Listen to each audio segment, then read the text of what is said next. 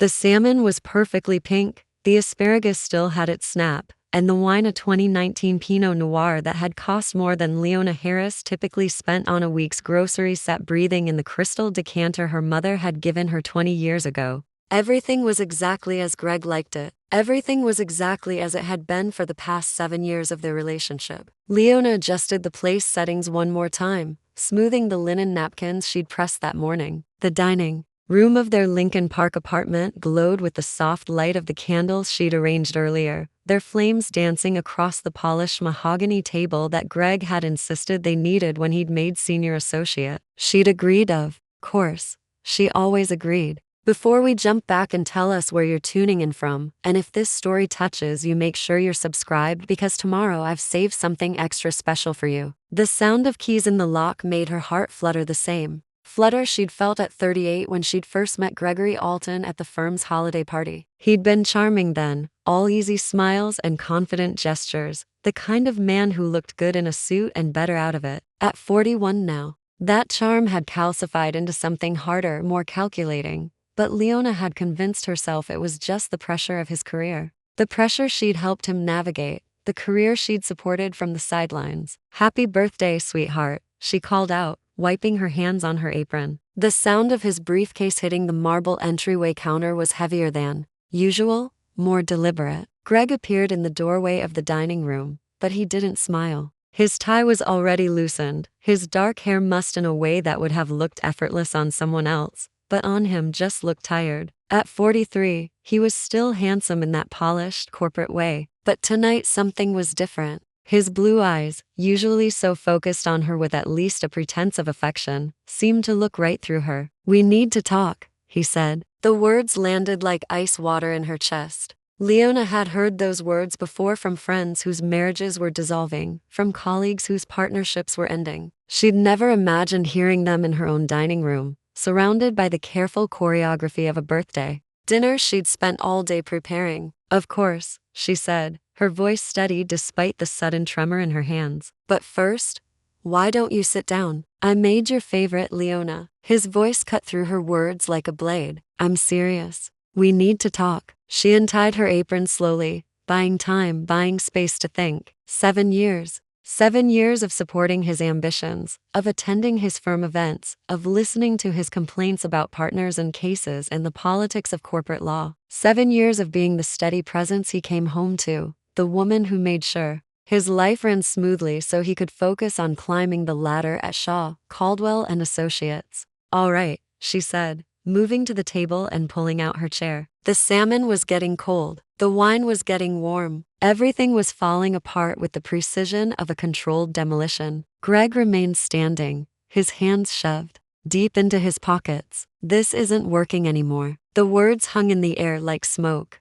Leona felt something shift inside her chest, a fundamental recalibration of reality. "What isn't working?" "Us." He gestured vaguely between them, as if 7 years could be dismissed with a wave of his hand. "This, the whole thing." "The whole thing," she repeated, her voice carefully neutral. It was a skill she'd perfected in the corporate world. Never let them see you break. "Could you be more specific?" Greg ran a hand through his hair, a gesture she'd once found endearing. Now it just looked performative. "You're too predictable, Leona. Too safe. I feel like I'm suffocating." The words hit her like a physical blow, but she kept her face composed. 48 years old, and she was being criticized for being safe, for being the kind of woman who made birthday dinners and pressed napkins and supported someone else's dreams. "I see," she said. "And this realization came to you on your birthday?" "It's been building for months," he said, finally meeting her eyes. What she saw there was worse than anger or frustration. It was indifference. "I need someone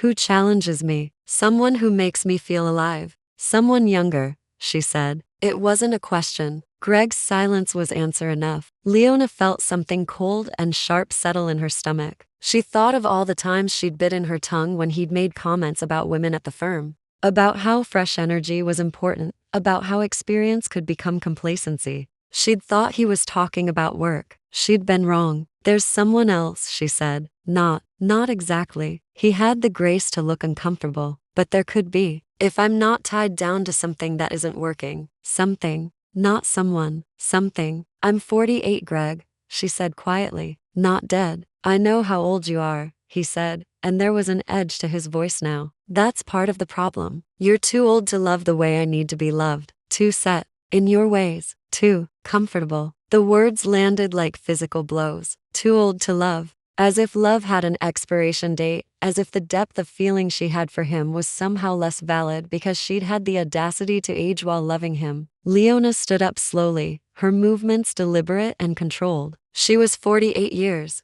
old, 5 feet 6 inches tall, with auburn hair that she'd been dyeing for 3 years to hide the silver threads, and green eyes that had always been her best feature. She was smarter than Greg, if she was being honest, and competent, and loyal to a fault. She had spent 7 years making herself smaller so he could feel bigger, quieter so he could feel heard, less so he could feel like more. And now he was throwing it all back in her face because she'd had the unforgivable audacity to age. You're right, she said, her voice steady as stone. This isn't working. Greg blinked, clearly not expecting agreement. I'm glad you understand. I understand perfectly. She moved to the sideboard and picked up her phone, scrolling through her contacts with the deliberate precision of someone who had made a decision. I understand that you've been planning this conversation for months while I've been living in a relationship that existed only in my imagination. Leona, I understand that you've been looking at me like a liability instead of a partner. She found his contact information and without hesitation, deleted it. The action felt both momentous and surprisingly anticlimactic. I understand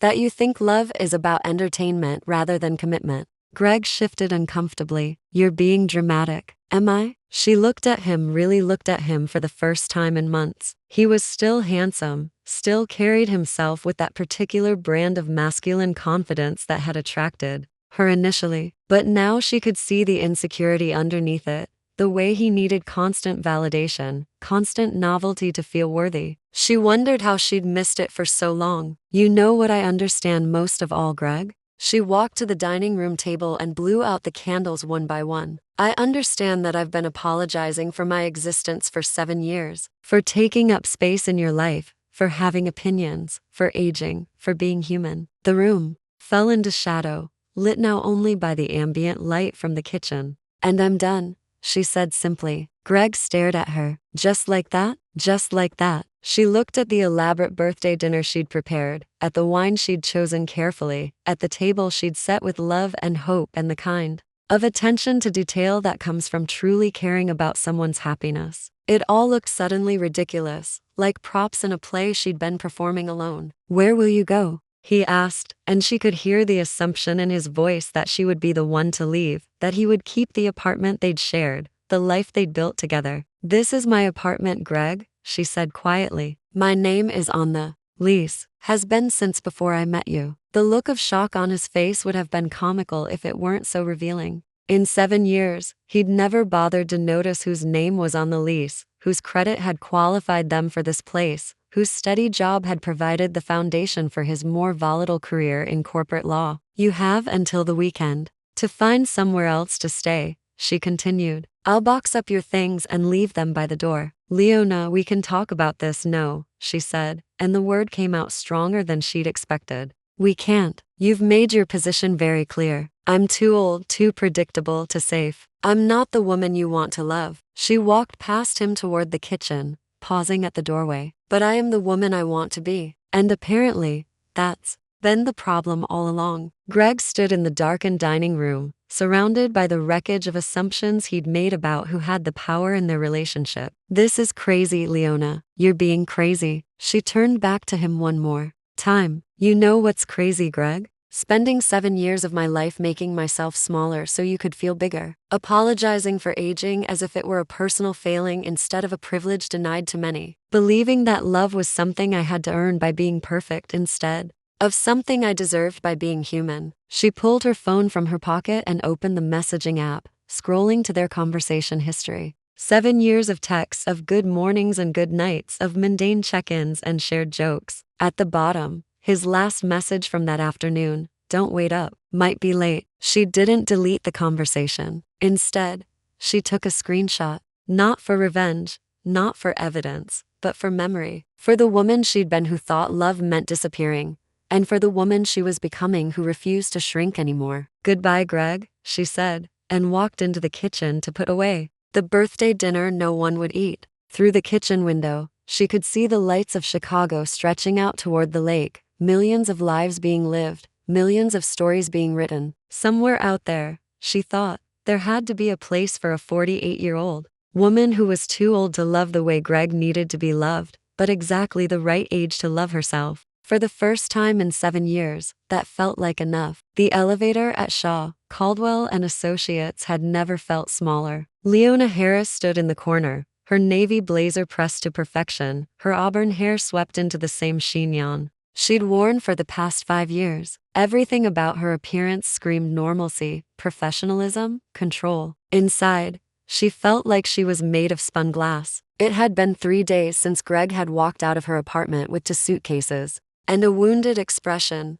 as if he were the one who'd been wronged. 3 days of sleeping alone in a bed that suddenly felt too large, of making coffee for one, of rehearsing conversations in her head that she'd never have the courage to speak aloud. The elevator dinged on the 15th floor, and Leona stepped into the familiar maze of Shaw, Caldwell and Associates. The law firm occupied 3 floors of a gleaming downtown Chicago high-rise, its walls lined with awards and photographs of handshakes with politicians and CEOs. She'd walked these halls for over 15 years, first as a junior assistant, then as a senior administrative coordinator, and for the past 7 years as the executive assistant to the managing partners. She knew every corner, every coffee preference, every secretary's birthday. She also knew that news of her breakup with Greg had already made the rounds. Morning, Leona called Janet from reception, her voice carrying just a touch too much sympathy. How are you holding up? Fine, thank you, Leona replied, her smile automatic and professional. She'd perfected that smile over the years, warm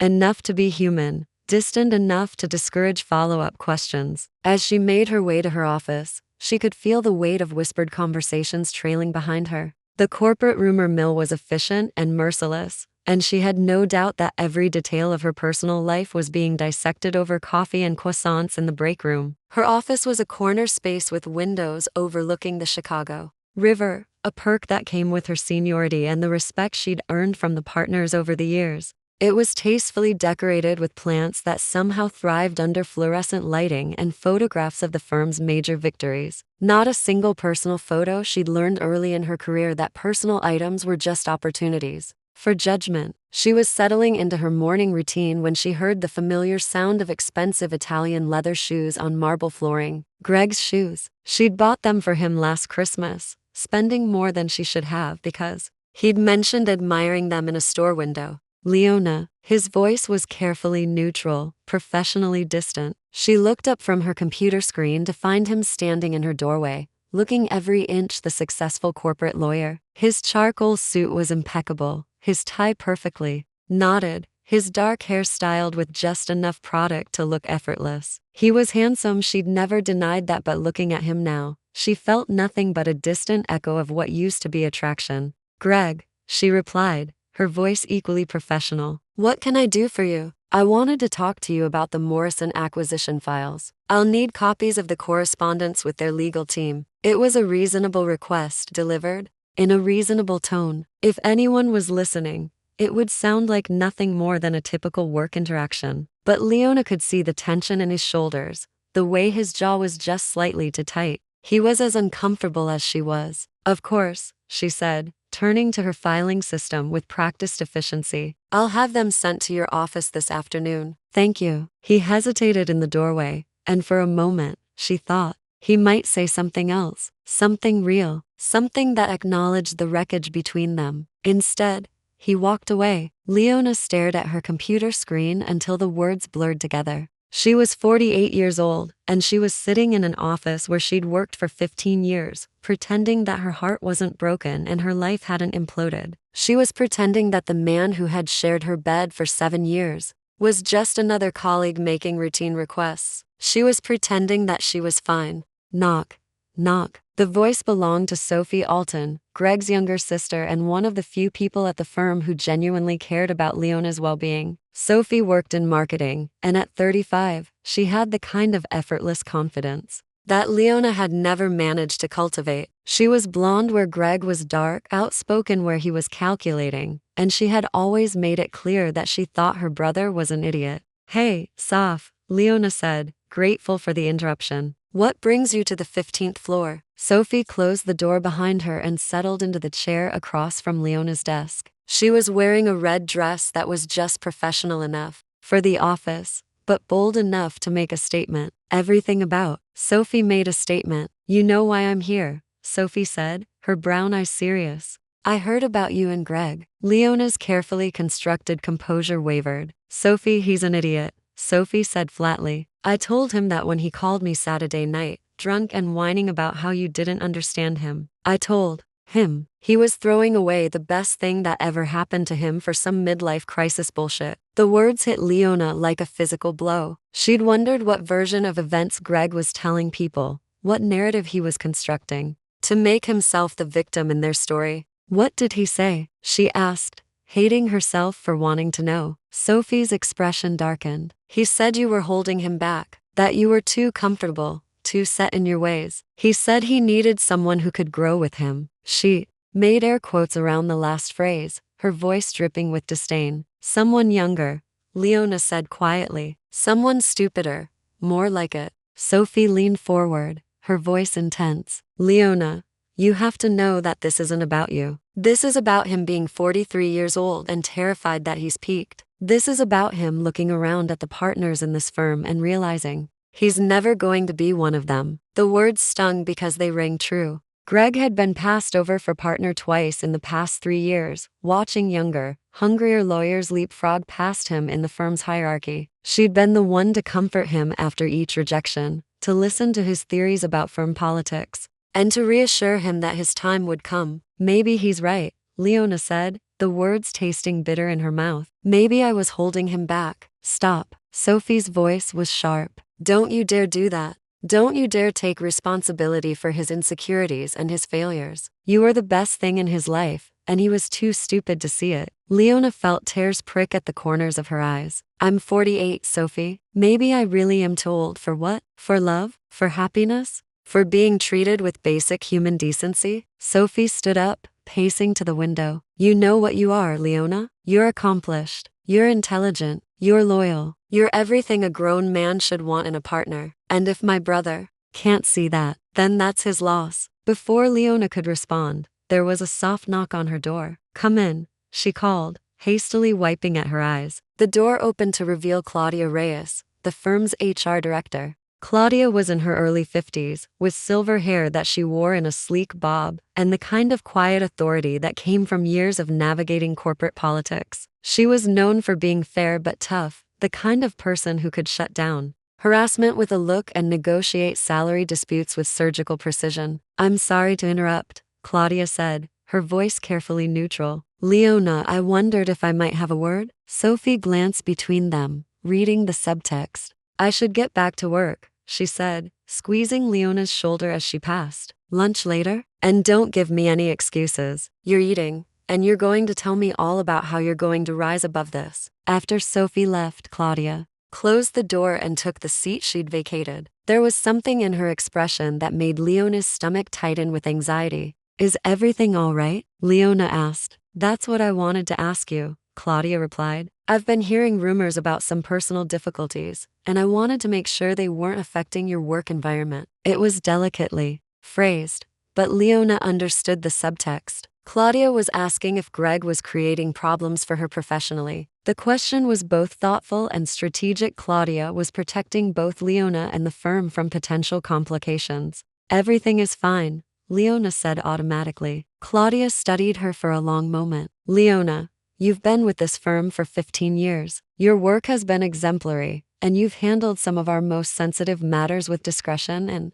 professionalism. I want you to know that your position here is secure, regardless of any personal changes in your life." The words were a lifeline Leona hadn't realized she needed. In the 3 days since Greg had walked out, she'd been so focused on the emotional devastation that she hadn't considered the professional implications. She worked at the same firm as her ex-boyfriend. She would see him in meetings, in the hallway, in the elevator. She would have to maintain a professional facade while her personal life lay in ruins. "Thank you," she said, her voice thick with emotion. "That means more than you know." "There's something else," Claudia continued. "Vivian Shaw has requested that you assist with the Meridian Tech acquisition. It's a high-profile deal, and she specifically asked for you." Leona blinked in surprise. Vivian Shaw was the firm's managing partner and CEO, a woman who had built Shaw, Caldwell and Associates from a mid-sized firm into one of Chicago's most prestigious corporate law practices. She was brilliant, demanding, and notoriously selective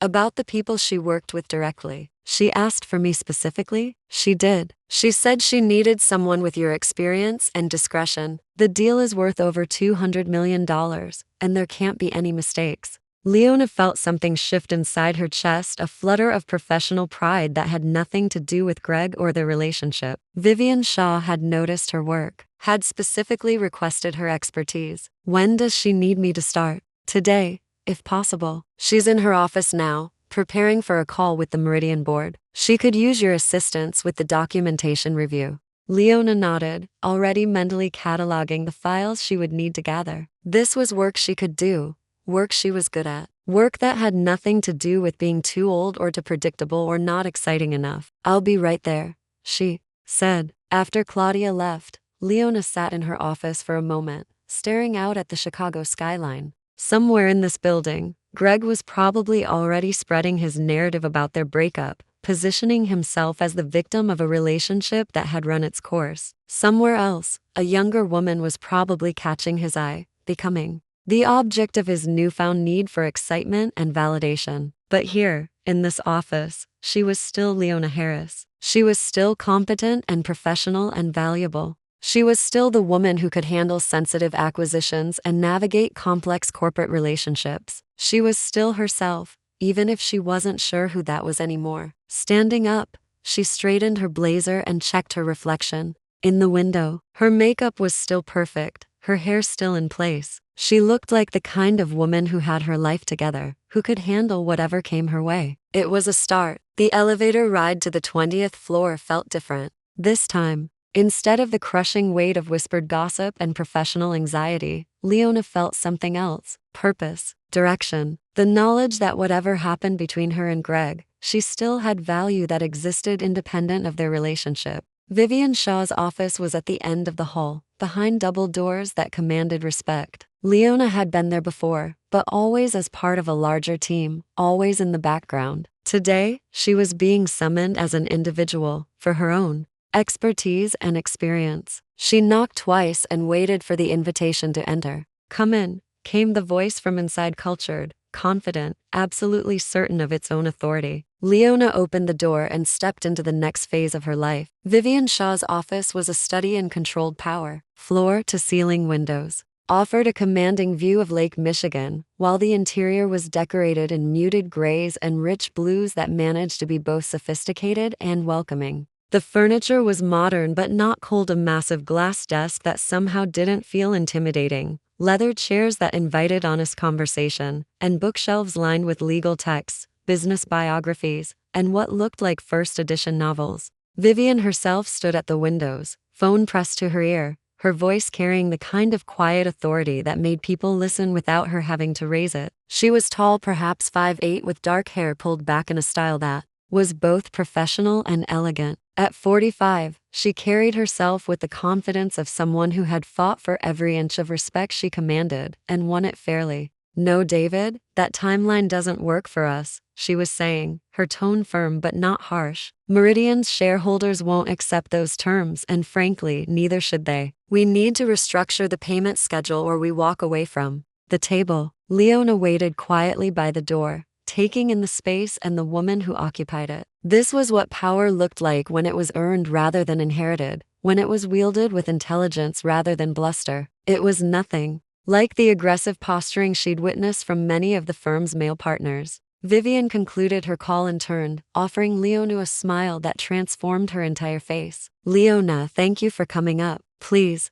have a seat." "Thank you, Miss Shaw." Leona settled into one of the leather chairs, her posture automatically adjusting to professional attentiveness. Vivian, please. We're going to be working closely together, and formality will just slow us down. Vivian moved to her desk, but instead of sitting behind it, she perched on the edge, creating a more intimate conversational space. Claudia tells me you're dealing with some personal changes. I want you to know that won't affect your work here. In fact, I specifically requested you for this project because of your reputation for discretion and competence. The words hit Leona with unexpected force. After 3 days of feeling invisible and discarded, of questioning her own worth, hearing those words from one of Chicago's most respected legal minds felt like oxygen to someone who'd been drowning. I appreciate that, Leona said. What can you tell me about Meridian Tech? Vivian's eyes lit up with the kind of enthusiasm that came from discussing something she truly cared about.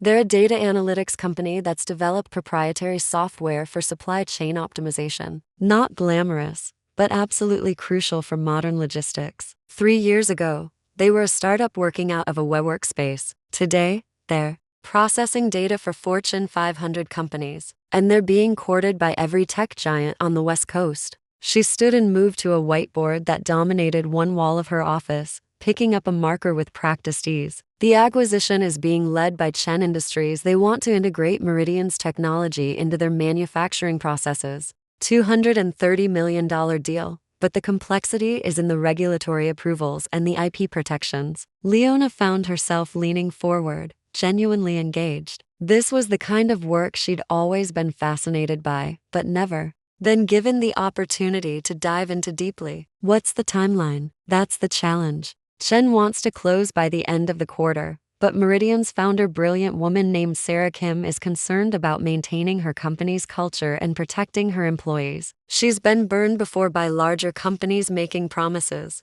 they don't keep. So it's not just about the money, Leona observed. It's about trust. Exactly. Vivian turned from the whiteboard, studying Leona with new interest. That's exactly the issue. And it's why I need someone who understands that the human element of these deals is just as important as the financial structures. For the next hour, Vivian walked Leona through the complexities of the acquisition. There were regulatory filings to coordinate, due diligence reports to organize, and communication strategies to develop. But more than that, there was the delicate work of building relationships, understanding motivations, and finding creative solutions to seemingly intractable problems. I'd like you to attend the strategy meeting this afternoon, Vivian said as they wrapped up their initial discussion. It's in the conference room on the 19th floor. The full team will be there, including some of our associates who will be supporting the deal. Leona felt a flutter of anxiety. Will Greg be there? Vivian's expression didn't change, but something shifted in her eyes. Gregory Alton? No. He won't be on this team. His expertise is in employment law, and this deal requires specialists in corporate acquisitions and technology transfers. The relief was immediate and embarrassing. Leona realized she'd been holding her breath, waiting for the other shoe to drop, for her professional life to become as complicated as her personal life had become. Thank you, she said simply. Leona, Vivian's voice was gentle but direct. I don't know the details of your personal situation, and I don't need to. What I do know is that you've been the backbone of this firm's administrative operations for 15 years. You've handled sensitive information with absolute discretion. You've managed complex schedules and demanding personalities with grace. And you've done it all while making it look effortless. She paused, choosing her words carefully. But I suspect you've been underutilized. This project will give you the opportunity to contribute at a strategic level, to be part of the decision-making process rather than just implementing other people's decisions. Are you interested in that kind of challenge? The question hung in the air like a lifeline. Leona thought about the past 15 years, about all the times she'd had insights about cases or deals that she'd kept to herself because speaking up felt presumptuous, about the ideas she'd had that she'd never voiced because her role was to support, not to lead. Yes, she said, and the word came out stronger than she'd expected. Yes, I'm very interested. The strategy meeting was held in the firm's largest conference room, a space designed to impress clients and intimidate opponents. The table was a gleaming expanse of polished wood that could seat 20, surrounded by leather chairs that had Probably cost more than most people's monthly rent. Art lined the walls, not the generic corporate landscapes found in most offices, but original pieces that spoke to both taste and significant investment. When Leona entered, several people were already seated. She recognized most of them: David Chen, a senior partner who specialized in mergers and acquisitions; Maria Santos, a brilliant associate who'd made partner faster than anyone in the firm's history; and James Liu, a technology law specialist who'd been recruited from Silicon Valley 3 years earlier. What she didn't expect was to see Greg at the far end of the table. Their eyes met across the room, and she saw surprise flicker across his features. He was dressed in his usual impeccable suit, but there was something different about his demeanor. He looked smaller somehow, less certain. "Leona," David Chen called out, gesturing to an empty chair. "Good to have you on the team. Vivian speaks very highly of your organizational skills." Leona took her seat, acutely aware of Greg's presence, but determined not to let it affect her performance. This was her opportunity to prove herself, to show that she was more than just someone's ex-girlfriend or someone's assistant. Vivian entered the room with the kind of presence that immediately commanded attention. She moved to the head of the table, spreading out documents with efficient precision. "Thank you all for being here," she began. "The Meridian acquisition is going to require our best work. The client is sophisticated, the regulatory environment is complex, and the timeline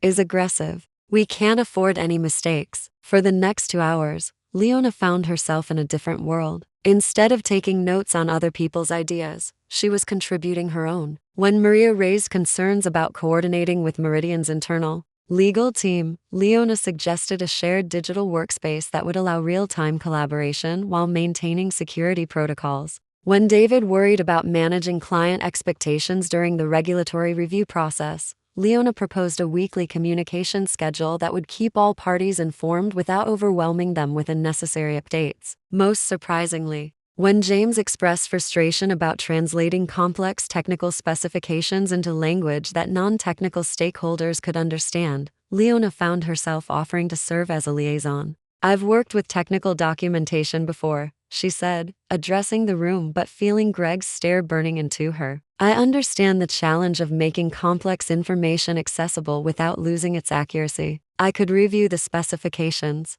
and create executive summaries for the business teams." Vivian looked up from her notes, studying Leona with obvious interest. "That's an excellent suggestion, James.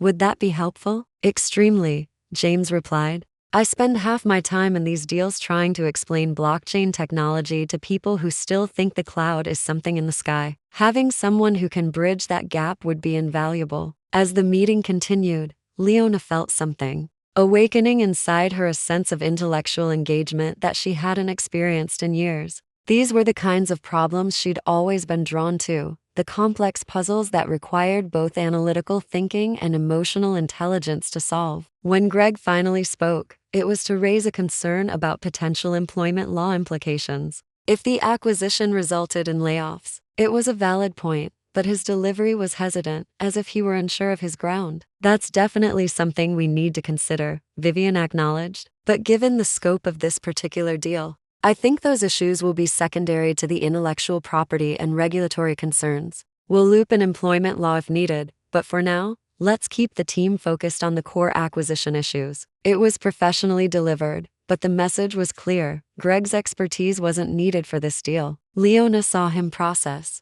the dismissal, watched his jaw tighten with the kind of barely contained frustration she'd witnessed too many times in their relationship. As the meeting wound down, assignments were distributed. Leona found herself with more responsibility than she'd ever been given, coordinating with Meridian's team, managing document flow, and serving as a key communication link between the various stakeholders. "Excellent work today, everyone," Vivian said as people began gathering their materials. "Leona, could you stay for a moment? I'd like to discuss the communication protocols in more detail." Greg was one of the last to leave, and as he passed Leona's chair, he leaned down and spoke quietly. "Congratulations," he said, but there was no warmth in his voice. "Looks like you're moving up in the world." After the room cleared, Vivian closed the door and returned to her seat. "How did that feel?" she asked. "Overwhelming," Leona admitted, "but also Energizing. I haven't felt this intellectually challenged in years. Good. That's exactly what I was hoping to hear. Vivian pulled out a tablet and began scrolling through what looked like organizational charts. I want to talk to you about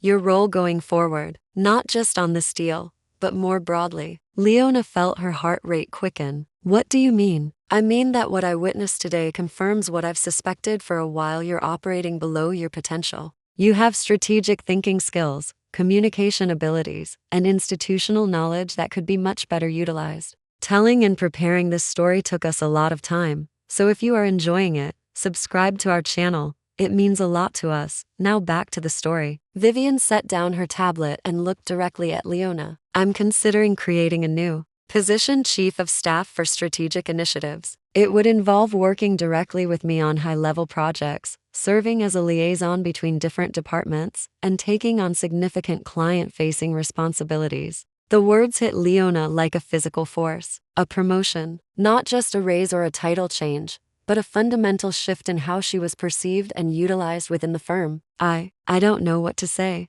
she managed. Say you'll think about it. Vivian replied with a smile. This deal will be a good test run. Let's see how you handle the increased responsibility, and then we'll talk more seriously about making it permanent. As Leona left the conference room, her mind was reeling. In the span of a few hours, she'd gone from feeling invisible and discarded to being offered opportunities she'd never imagined possible. The woman Greg had dismissed as too old and too predictable was apparently exactly what Vivian Shaw, one of the most successful people in Chicago's legal community, had been looking for. Walking back to her office, Leona caught her reflection in the elevator's polished steel doors. She looked the same as she had that morning, same navy blazer, same carefully styled hair, same professional composure. But something fundamental had shifted. For the first time in years, she felt like she was exactly where she belonged. The first thing Leona did when she got home that evening was pour herself a glass of the expensive Pinot Noir that Greg had left behind. The second thing she did was call her nephew Marcus. Aunt Lee. Marcus Liu's voice burst through her phone with the kind of energetic enthusiasm that only 26-year-olds seem capable of sustaining. Please tell me you're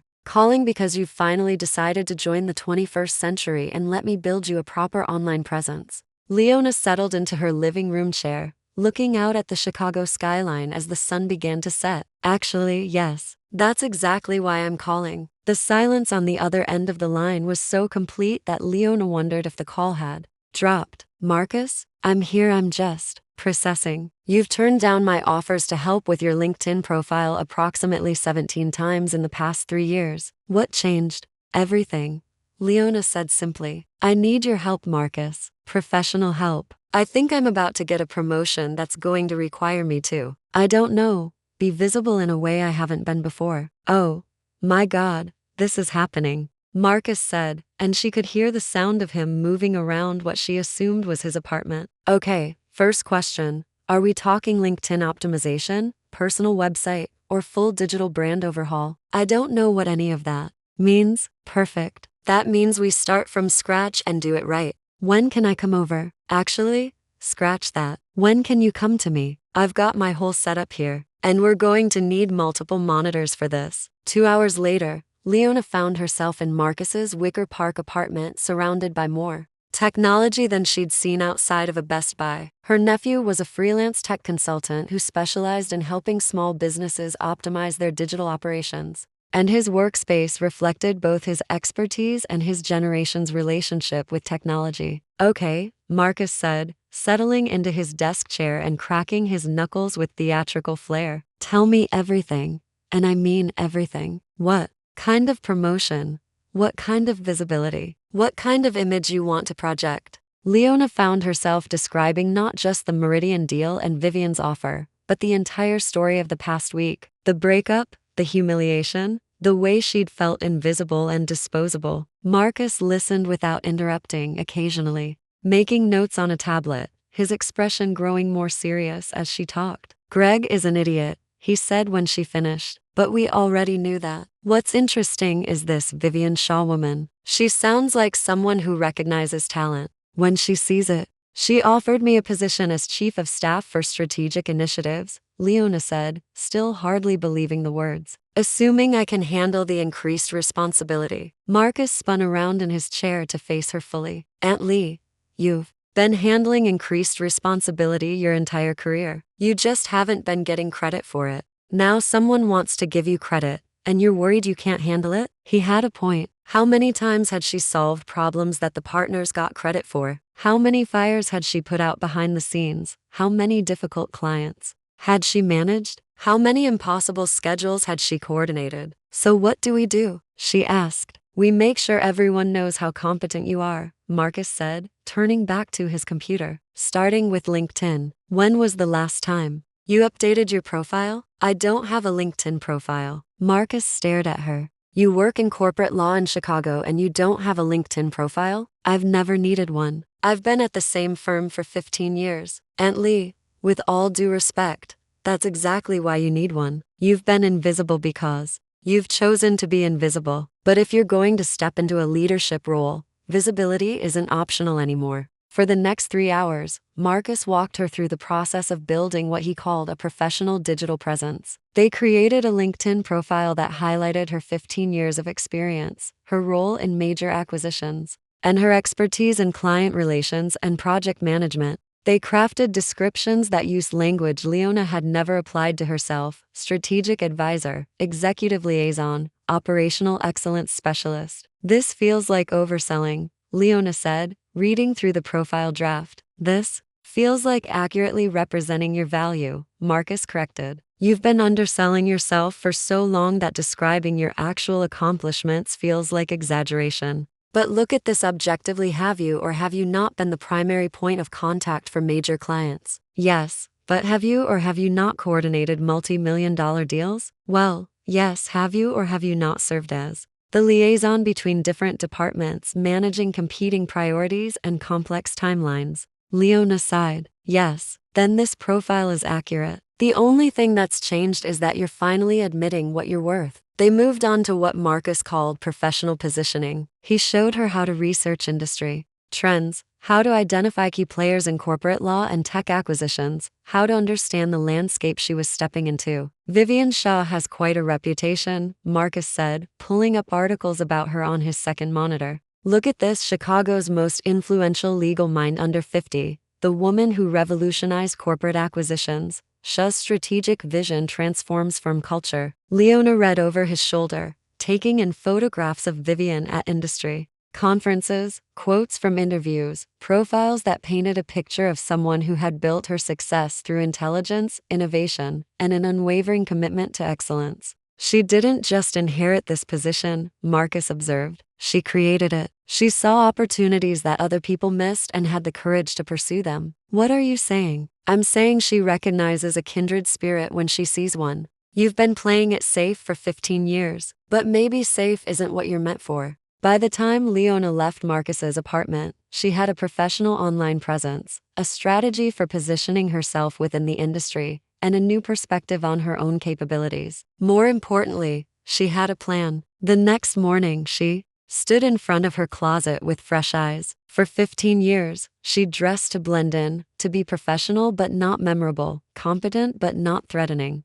Navy blazers, neutral colors, conservative cuts that whispered rather than spoke. Today, she chose differently. The dress was one she'd bought on impulse 6 months earlier, but had never worn to work: a deep burgundy sheath that fit her perfectly and made her feel elegant rather than invisible. She paired it with heels that added 2 inches to her height and a confidence she hadn't realized she'd been missing. In the bathroom, she applied makeup with more care than usual. Not dramatically different, but more intentional. She chose lipstick in a shade that Marcus had called executive red when he'd seen it in her purse: bold enough to be noticed, professional enough for any boardroom. Looking at herself in the mirror, Leona saw a woman who belonged at the power table, not serving coffee, but making decisions. The difference was immediately apparent when she arrived at the office. Janet at reception did a double take, and several colleagues who passed her in the hallway seemed to see her differently. It wasn't just the clothes or the makeup, it was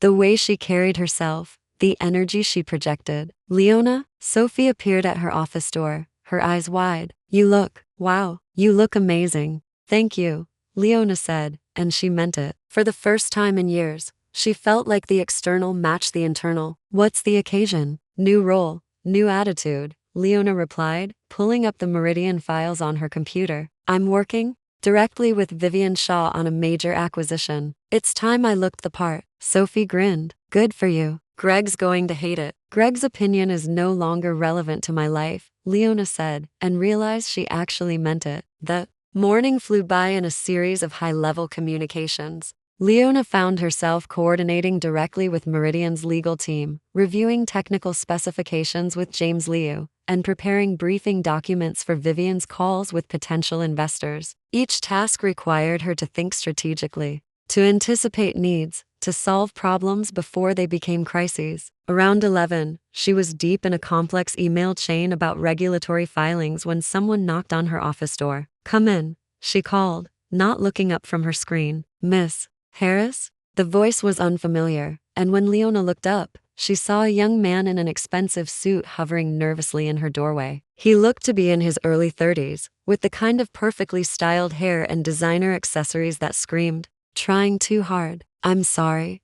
Do we know each other? She asked. Derek Morrison, from Morrison & Associates. We're representing Meridian Tech in the acquisition. Leona stood, extending her hand with the kind of professional confidence she was still learning to project. Of course. Please, have a seat. What can I do for you? Derek settled into the chair across from her desk, pulling out a tablet with nervous energy. I wanted to discuss the due diligence timeline. My client has some concerns about the information requests, and I thought it would be better to address them directly rather than going through multiple layers of communication. For the next 30 minutes, Leona found herself in the kind of negotiation she'd observed countless times but never participated in directly. Derek was clearly testing her, trying to determine how much authority she actually had and whether he needed to escalate to someone more senior. What he discovered was that Leona had not only read every document related to the acquisition, but she understood the strategic implications of each request. When he tried to push back on a technical audit that his client found intrusive, she calmly explained why the information was necessary for regulatory approval. When he suggested modifications to the timeline that would have created bottlenecks, she offered alternative solutions that addressed his concerns while maintaining the project's momentum. By the end of the conversation, Derek was taking notes on her suggestions and asking for her direct contact information. I have to say, he said as he prepared to leave, this is much more efficient than the usual back and forth through multiple departments. Your firm is lucky to have someone with your expertise, managing client relations. After he left, Leona sat back in her chair, processing what had just happened. She'd represented Shaw, Caldwell and Associates in a client negotiation, not as someone's assistant or as a messenger, but as a strategic advisor with real authority. Her phone buzzed with a text from Marcus. How's the first day of the new you going? She typed back, I just negotiated contract terms with opposing counsel and he took notes on my suggestions. That's my aunt. The afternoon brought a steady stream of similar interactions. Vendors who had previously dismissed her as just an assistant suddenly treated her with respect when she demonstrated her knowledge of their contracts. Colleagues who had never bothered to include her in strategic discussions began seeking her input on complex issues. Most satisfying of all was the moment when Greg appeared in her office doorway, clearly intending to discuss something work-related, only to stop short when he saw her. You look, he started, then seemed to lose his words. Professional? She suggested, not looking up from her computer. Different, thank you. Was there something you needed? Greg shifted uncomfortably. I heard you're working on the Meridian deal. I am. In what capacity? Leona finally looked at him, taking in his carefully neutral expression and the tension in his shoulders. As Vivian Shaw's strategic advisor, was there something specific you needed to discuss about the acquisition? No, I wanted to make sure there weren't any conflicts of interest. You know, given our history is irrelevant to my professional responsibilities, Leona said calmly. Unless you have specific concerns about the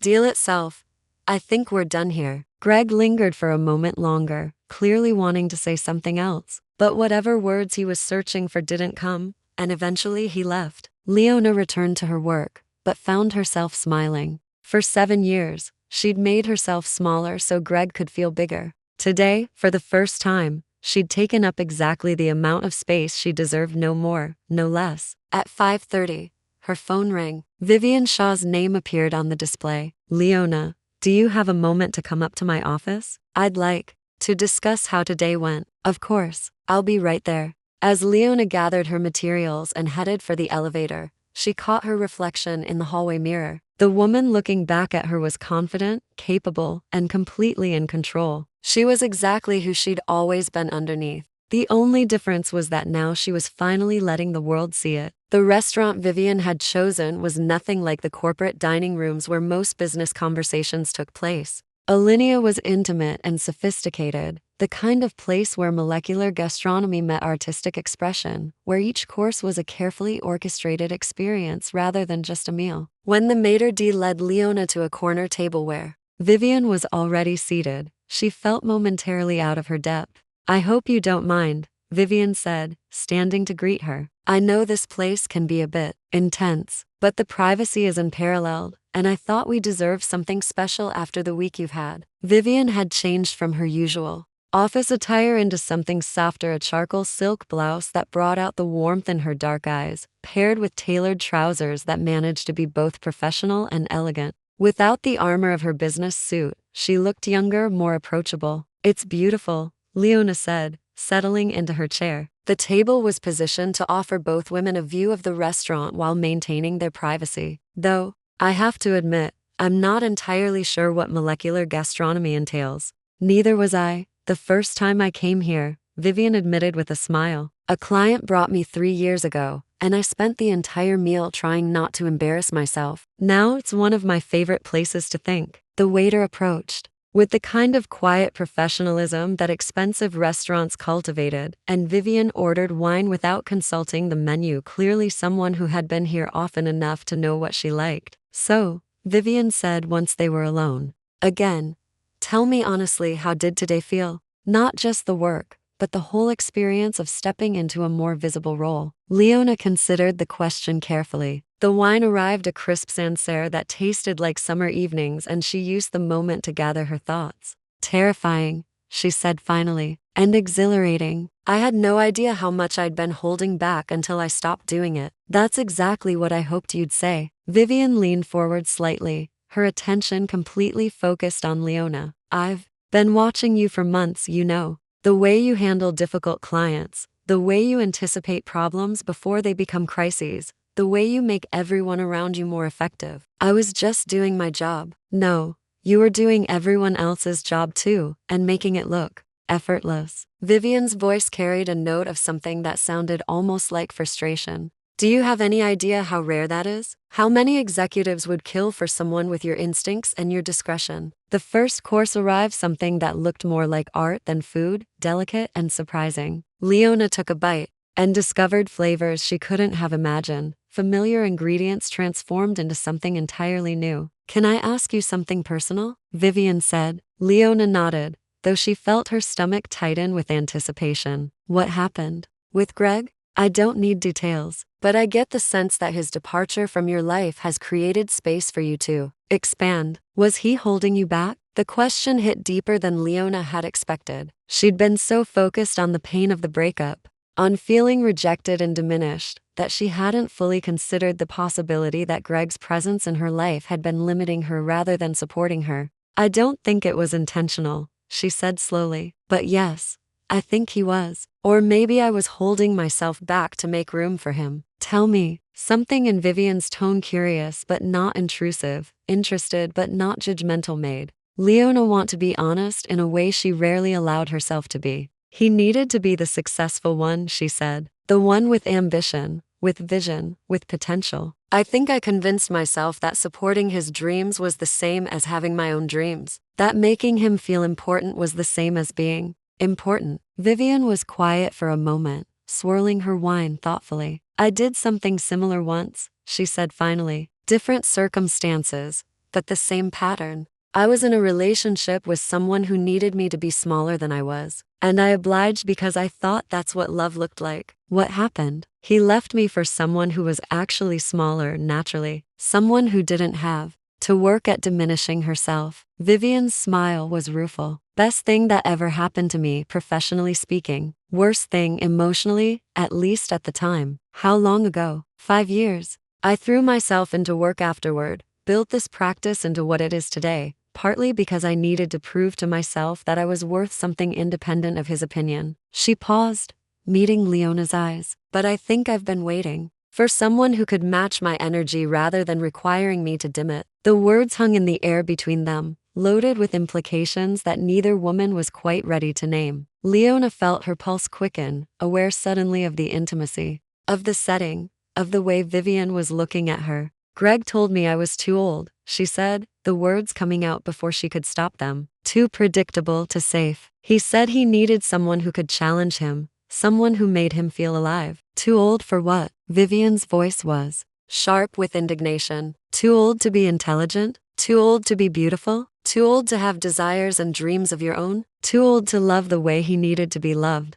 The words still stung, even in repetition. Then he has no idea what love actually is. Vivian set down her wine glass with more force than necessary. Love isn't about entertainment, Leona. It's not about someone making you feel young or exciting or whatever shallow thing he was looking for. Love is about recognizing worth, about seeing potential, about building something together that's stronger than what either person could create alone. The passion in her voice was unmistakable, and Leona found herself studying Vivian's face with new attention. There was something fierce and protective in her expression, something that suggested this wasn't just theoretical discussion. Is that what happened with your ex? Leona asked. He couldn't see your worth. He saw it. He was threatened by it. Vivian signaled for another bottle of wine, a gesture that suggested this conversation was far from over. Marcus Wheeler. He was the COO when I was brought in as a junior partner. Brilliant strategist, charismatic leader, absolutely convinced that my success was somehow diminishing his importance. What did he do? Subtle things, mostly. Undermining my ideas in meetings, taking credit for my work, making sure I wasn't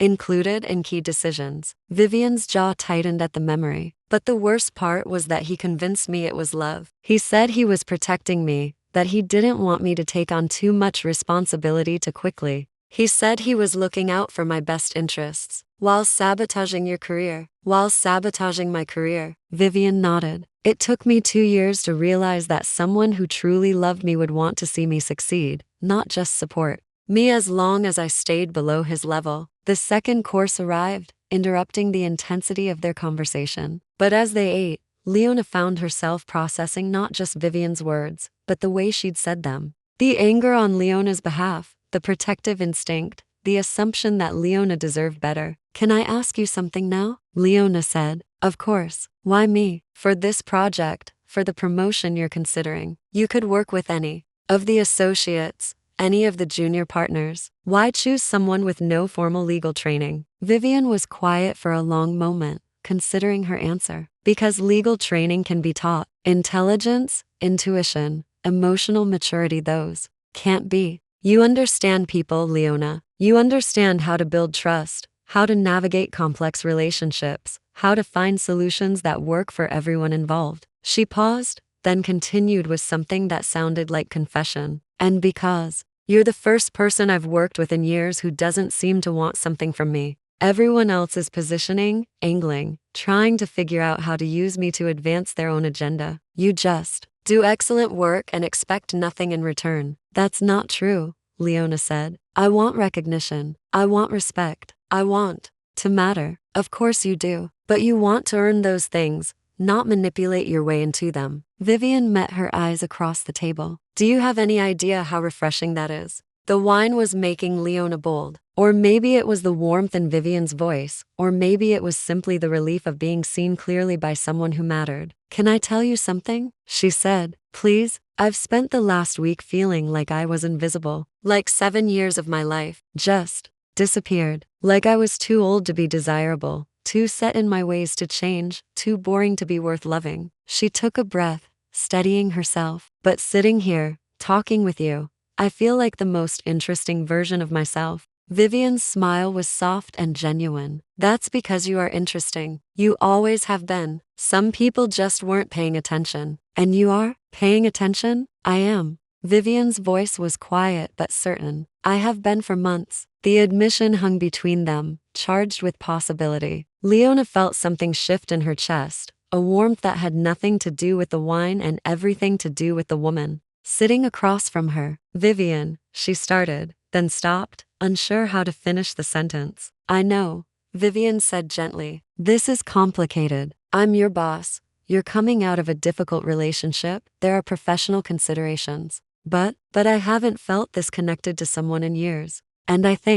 hope, that the feeling might be mutual. Leona looked at Vivian, really looked at her. The intelligent dark eyes, the elegant hands wrapped around her wine glass, the way she carried herself with such confidence but had let her guard down tonight. She thought about the way Vivian had defended her, had seen her potential when she couldn't see it herself, had created opportunities for her to grow. It is, she said simply, mutual. They finished dinner in a bubble of heightened awareness. Every glance charged with meaning, every casual touch, Vivian's hand on her arm when making a point, their fingers brushing when reaching for the wine, feeling electric. The conversation ranged from professional to personal and back again, but underneath it all was the growing acknowledgement of something that couldn't be ignored. As they waited for the car Vivian had called, standing outside the restaurant in the cool Chicago evening, Leona felt brave enough to voice what they'd both been dancing around. What happens now? She asked. Vivian stepped closer, close enough that Leona could smell her perfume, something sophisticated and warm. I don't know,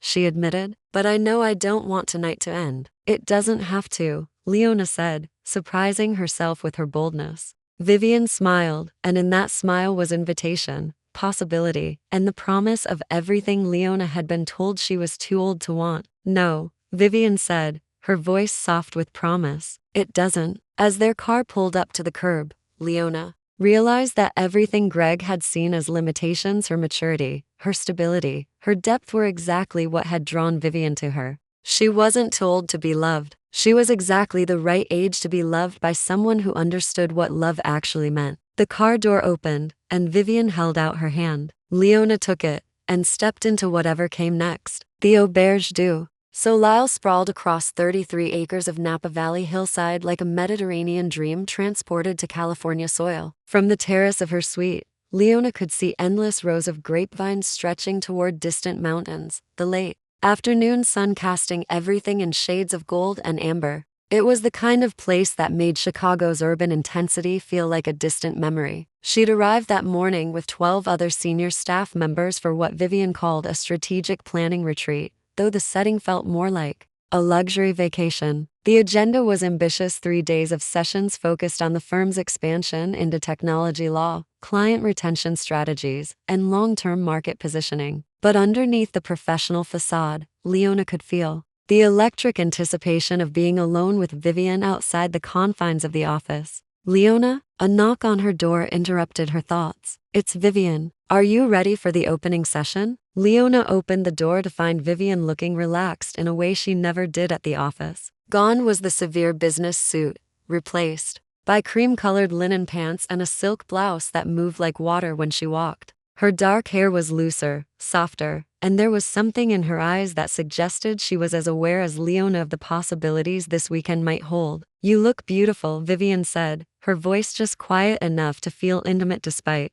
the hallway setting. Leona had chosen her outfit carefully, a navy wrap dress that was professional enough for the sessions but elegant enough for whatever evening might bring. Thank you. So do you. They walked together toward the conference room, their shoulders occasionally brushing, both hyper-aware of the contact. Other colleagues greeted them with the easy camaraderie of people looking forward to a working vacation, but Leona noticed that several of the associates seemed surprised to see her there. I still can't quite believe I'm here, she admitted to Vivian, as they took their seats at the polished conference table. You belong here, Vivian said simply, more than some of the people who've been coming to these retreats for years. The opening session focused on market analysis and competitive positioning. Leona found herself contributing ideas with the confidence she'd been building over the past weeks, offering insights about client communication and relationship management that earned nods of approval from the senior partners. During the afternoon break, she stepped onto the terrace for air and found herself joined by David Chen, one of the managing partners she'd worked with on the Meridian deal. "Leona, I wanted to tell you how impressed I've been with your contributions," he said, settling into one of the comfortable outdoor chairs. "Vivian made the right call bringing you into the strategic planning process." "Thank you, David. I appreciate that. Can I ask you something? Off the record?" When she nodded, he continued, "How long have you been thinking about moving into a more senior role? Because from where I sit, it looks like you've been ready for this kind of responsibility for years." The question surprised her with its directness. "Honestly, I hadn't been thinking about it at all until recently. I think I'd convinced myself that supporting other people's ambitions was enough." "What changed?" Leona looked through the conference room windows, where she could see Vivian leading an animated discussion with several associates. "Someone helped me see myself differently, made me realize that I'd been underestimating my own capabilities." David followed her gaze and smiled knowingly. "Vivian has a gift for that. She sees potential in people before they see it themselves." That evening, the group gathered for dinner on the resort's main terrace. The setting was magical, candles flickering on tables set beneath string lights, the valley spread out below them like a living painting. Leona found herself seated next to Vivian, close enough to catch the scent of her perfume, close enough to feel the warmth of her presence. The conversation was lively, ranging from industry gossip to philosophical discussions about the future of corporate law. Leona contributed freely, no longer the silent observer she'd been for so many years. When Maria Santos raised concerns about work-life balance in their profession, Leona offered thoughtful perspectives on sustainable career growth that earned appreciative murmurs from around the table. "It's interesting," said James Liu, the technology specialist. "We spend so much time talking about innovation in our client services, but we rarely examine our own internal structures. Maybe we need to think more creatively about how talent develops within the firm." "What do you mean?" asked one of the junior associates. "Well, look at Leona," James said, gesturing with his wine glass. 15 years of institutional knowledge, demonstrated excellence in client relations, strategic thinking abilities that have been proven over the past few weeks. But she's been categorized as administrative support when she's clearly capable of much more." Leona felt her cheeks warm, but Vivian leaned back in her chair with obvious satisfaction. "That's exactly the kind of structural thinking we need to embrace. Talent doesn't always follow traditional pathways." Speaking of pathways, David Chen interjected, "I heard through the grapevine that Greg Alton is struggling with the Morrison Industries case. Apparently, he's been having some difficulties with client management." The mention of Greg's name hit Leona like a cold splash of water. She'd been so absorbed in her new role, in her growing connection with Vivian, that she'd almost forgotten he existed. "Almost. What kind of difficulties?" asked Maria. "From what I hear, he's been overly aggressive in his negotiations. The clients are starting to question whether he understands their actual needs versus just pushing his own agenda." Vivian's expression remained neutral, but Leona caught the slight tightening around her eyes. "Client relationship management is a skill that can't be taught in law school," she said diplomatically. "It requires emotional intelligence and the ability to see beyond your own perspective." The conversation moved on, but Leona found herself distracted, thinking about Greg, and wondering how he was handling her sudden elevation within the firm. She was pulled from her thoughts by Vivian's hand gently touching her arm. "Walk with me?" Vivian asked quietly. They excused themselves from the table and walked toward the edge of the terrace, where stone steps led down into the resort's gardens. The night air was warm and fragrant with lavender and jasmine, and the sounds of conversation from the dinner table faded behind them. "Are you all right?" Vivian asked. "You seemed to withdraw when David mentioned Greg." Leona sighed, settling onto a stone bench surrounded by flowering shrubs. "I'm fine. It's just strange hearing about his struggles. For 7 years, I was the one helping him navigate difficult clients, suggesting strategies for managing relationships.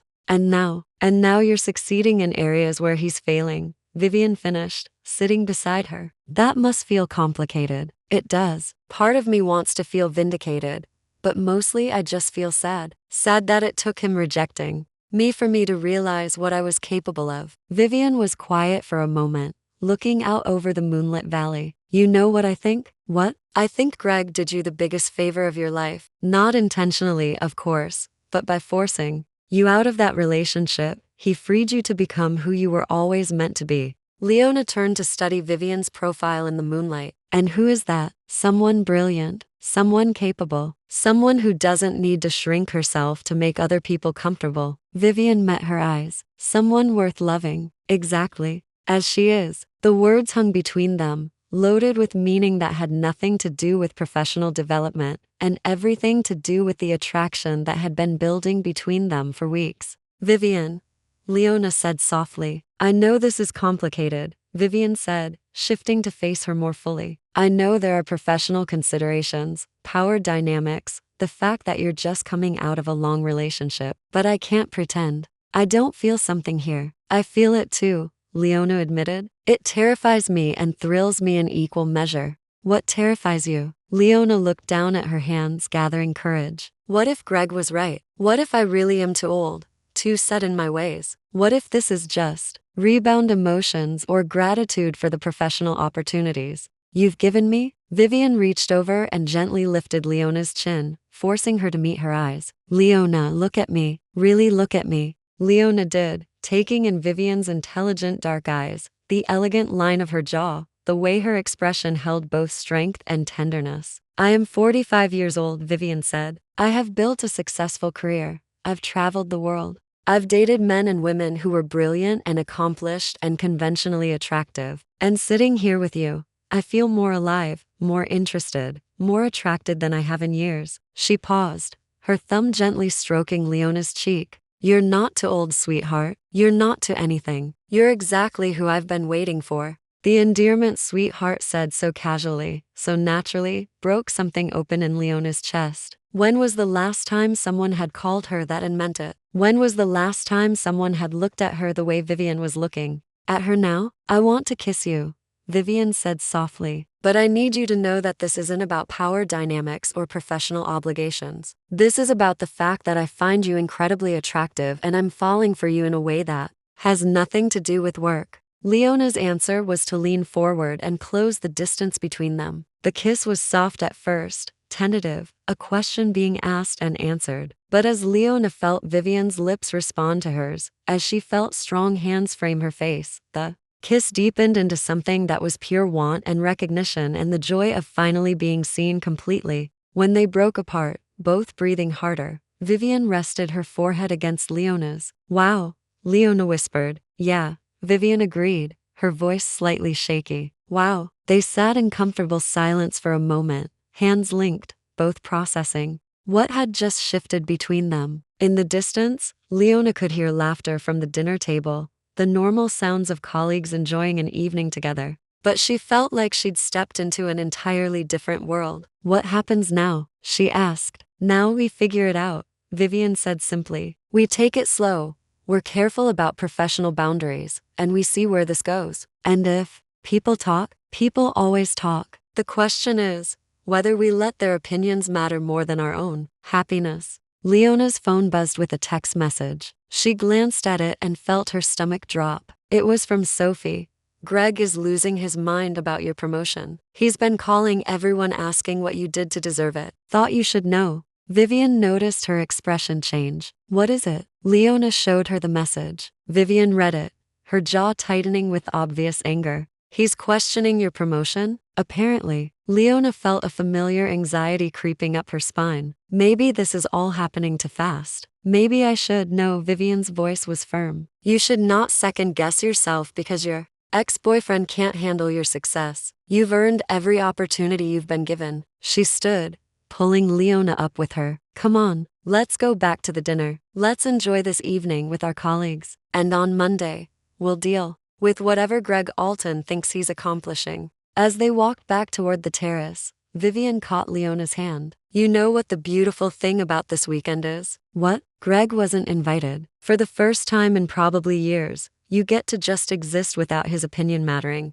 You get to be brilliant and accomplished and desirable without someone trying to convince you that you're not. Leona squeezed her hand. I think I could get used to that. Good, Vivian said, her smile warm with promise. Because I plan to spend a very long time reminding you exactly how extraordinary you are. As they rejoined their colleagues, Leona felt something settle into place, a sense of rightness, of being exactly where she belonged. Greg could question her promotion all he wanted. She knew what she'd earned, and more importantly, she knew what she deserved. And what she deserved was someone who saw her clearly, valued her completely, and never asked her to be smaller than she was. Looking at Vivian across the table, seeing the warmth in her eyes and the promise of everything they might build together, Leona realized that being too old for Greg's shallow idea of love had freed her to find something real, something worth waiting 48 years to discover. The announcement arrived in Leona's inbox at 8:47 a.m. on a Tuesday morning, 3 days after the Napa retreat. The subject line was simple: Organizational Update Strategic Initiatives. But the content sent shockwaves through Shaw, Caldwell and Associates that Leona could feel reverberating through the building's steel and glass structure. Effective immediately, Leona Harris has been promoted to Chief of Staff for Strategic Initiatives, reporting directly to Managing Partner Vivian Shaw. In this role, Ms. Harris will oversee high-level client relations, coordinate cross-departmental strategic projects, and serve as senior liaison for major acquisitions and partnerships. Please join me in congratulating Leona on this well-deserved advancement. Vivian Shaw, managing partner. Leona stared at the email, reading it 3 times before the reality sank in. It was official, no longer a trial run, no longer conditional on her performance. She was now a senior member of the firm's leadership team, with an office on the 20th floor and a salary that reflected her new responsibilities. Her phone started buzzing almost immediately. Congratulations. Sophie's voice was bright with genuine excitement. I just saw the announcement. This is amazing. Thank you, Leona said, though her voice sounded distant even to her own ears. I'm still processing it. Are you kidding me? You should be celebrating. This is huge, Leona. Do you realize what this means? Before Leona could answer, there was a sharp knock on her office door. I have to go, Sophie. We'll talk later. She opened the door to find Greg standing in the hallway, his face flushed with what looked like barely controlled anger. He was dressed in one of his best suits, but there was something disheveled about his appearance, his tie slightly askew, his hair mussed as if he'd been running his hands through it. We need to talk, he said, pushing past her into the office without waiting for an invitation. Greg, this isn't appropriate? He spun around to face her, his voice rising. You want to talk about appropriate? How about sleeping your way into a promotion? How about using your relationship with the managing partner to leapfrog over people who actually went to law school? Leona felt her face flush with anger, but her voice remained steady. Lower your voice. We're in a professional environment. Professional environment? Greg laughed, but there was no humor in it. Is that what we're calling this? Because from where I stand, it looks like you've turned this place into your personal dating service. You need to leave my office. Now. 7 years, Leona. 7 years I wasted on you. And now I find out you were capable of this kind of ambition all along? You were just waiting for the right opportunity, the right person to manipulate? The words hit like physical blows. Each accusation, designed to wound in the places where Leona felt most vulnerable. But something had changed in her during the past weeks. Instead of shrinking under his attack, she felt herself growing steadier, more resolute. Is that what you think this is? She asked calmly. Manipulation? What else could it be? You think Vivian Shaw is actually attracted to you? You think she sees something special in a 48-year-old secretary who never finished college? Executive assistant, Leona corrected. And I did finish college. Not that it's any of your business anymore. Greg blinked, clearly thrown off balance. In 7 years, he'd never bothered to ask about her educational background, had simply assumed she was less educated than he was. The point is, he continued, his voice becoming more desperate, you're deluding yourself if you think this is real. Powerful women like Vivian Shaw don't date their employees. They use them. The way you use me? The question hung in the air between them, sharp and unforgiving. Greg's mouth opened and closed, but no words came out. You're right about one thing, Leona continued, moving behind her desk to put physical distance between them. I was capable of this ambition all along. I just spent 7 years convincing myself that supporting your mediocre career was more important than pursuing my own potential.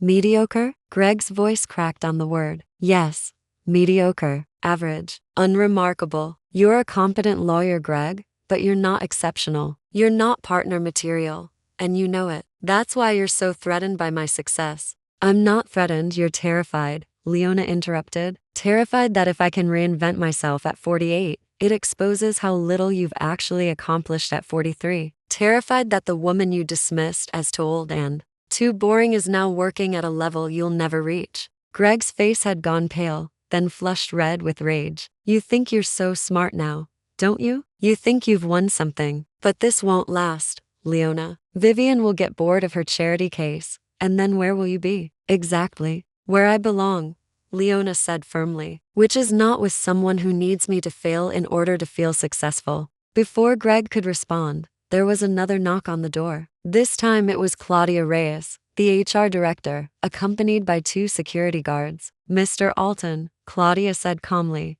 I need you to come with me. Greg looked between Claudia and the security guards, his confusion evident. What's this about? We'll discuss it in my office. Leona, are you all right? I'm fine, Leona said, though her hands were shaking slightly from the adrenaline. I'll need you to file a report about this incident, Claudia continued, when you're ready. As they escorted Greg from the office, he turned back to Leona. This isn't over, he said, his voice low and threatening. Yes, it is, Leona replied quietly. It's been over for weeks. You just didn't realize it. After they left, Leona sank into her chair, her professional composure finally cracking. The confrontation had been ugly in public, and she could only imagine how quickly the story would spread through the office. She was reaching for her phone to call Sophie when Vivian appeared in her doorway. I heard what happened, Vivian said, closing the door behind her. Are you okay? I think so. Shaken, but okay. Leona looked up at her, seeing the concern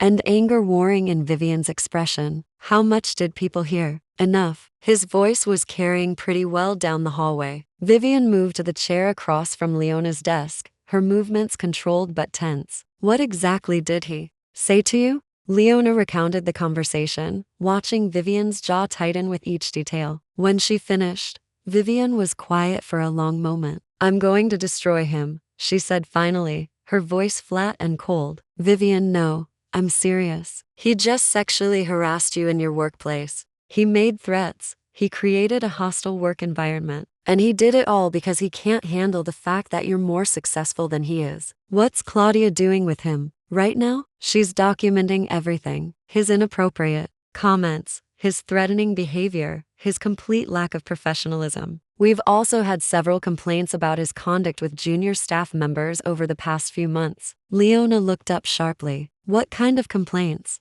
Inappropriate comments about appearance, unwelcome personal questions, making younger employees uncomfortable with his attention. Vivian's expression was grim. Apparently, your promotion was the last straw. He's been spiraling for weeks. I had no idea. Of course you didn't. You were too busy being excellent at your job. Vivian stood and began pacing, her energy barely contained. But this ends now. I won't have him creating a toxic environment because he can't handle his own inadequacies. There was another knock, and Sophie peeked her head in. Sorry to interrupt, but I thought you should know. Greg just left the building with security, and there are rumors flying about what happened. What kind of rumors? Leona asked. Sophie came fully into the office, closing the door behind her. The usual office gossip nonsense. Some people are saying he was fired for inappropriate behavior. Others are saying it was about your promotion. And a few, she hesitated. What? A few are saying that you and Vivian are having an affair,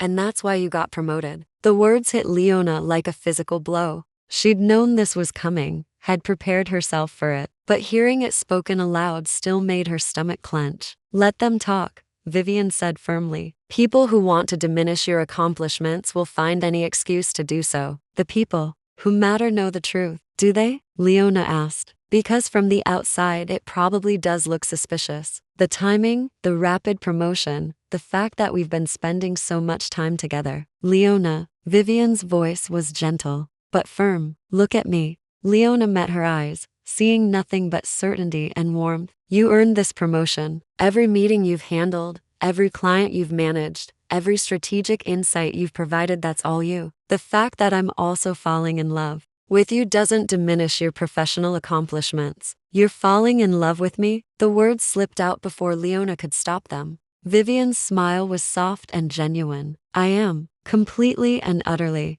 and I don't care who knows it. Sophie cleared her throat. As much as I love watching my future sister-in-law get her romantic, happy ending, we still have a practical problem. Greg is probably going to fight this. He's going to claim wrongful termination, sexual discrimination, whatever his lawyer tells him to claim. Let him, Vivian said. We have documentation going back months. Claudia has been building a file on his behavior, and today's incident was the final piece of evidence we needed. What about the other rumors? Leona asked. About us? What about them? We're both single, consenting adults. We work well together professionally, and we're attracted to each other personally. That's not a scandal. It's a success story. Leona felt something loosen in her chest, a tension she'd been carrying since the retreat. You really don't care what people think? I care about what you think. I care about doing right by the firm and our clients. I care about treating our employees fairly and maintaining professional standards. Vivian sat back down,